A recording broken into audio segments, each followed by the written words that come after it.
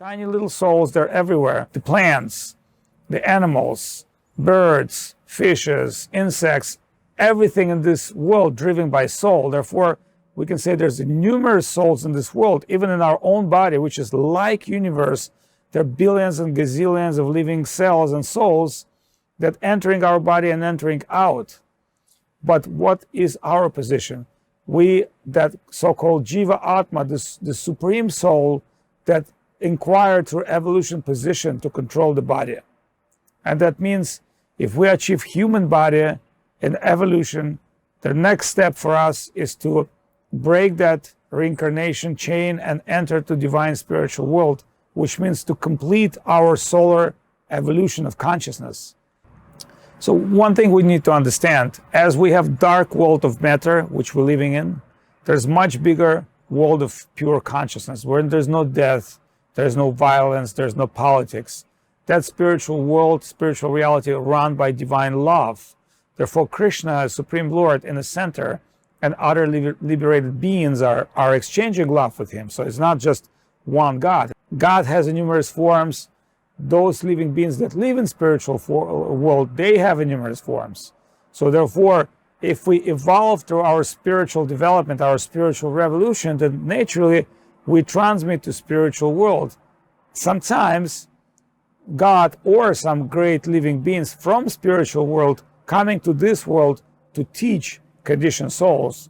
Conditioned souls means souls that bound by matter, souls that does not have perception of spiritual reality. Therefore, they could not even expect that such a great, perfect world exists beyond the matter, beyond this computer game like life.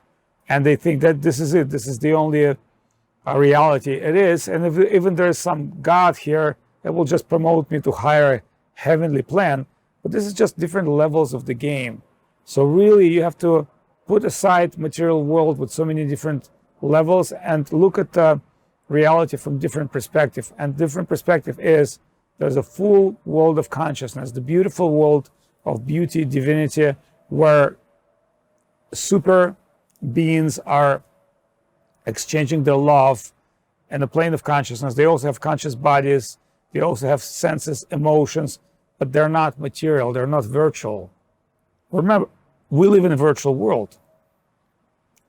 That's our problem. When everything surrounds you is virtual, it's very difficult to really understand what is reality.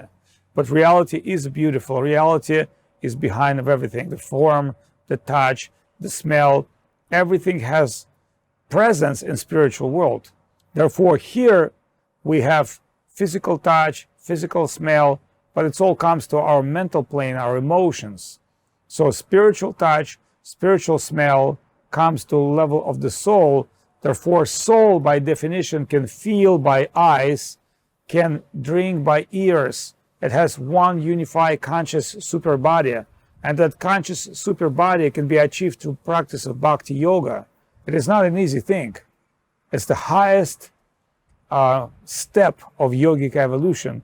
But for modern people who live in modern world, bhakti yoga are the easiest shortcut to reality. Why is that shortcut? Because in ancient time, you have to perform a lot of yogic activities and meditations in order to come to that level. Modern people, due to the way that we live, they don't even able to do all these things.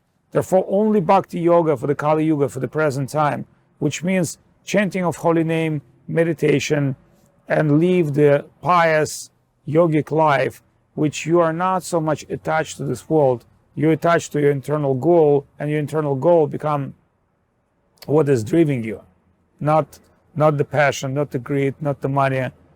You should be driven by only one idea. I should have my connection, establish my connection with Supreme Lord Sri Krishna, and by doing that, I will fulfill all my needs.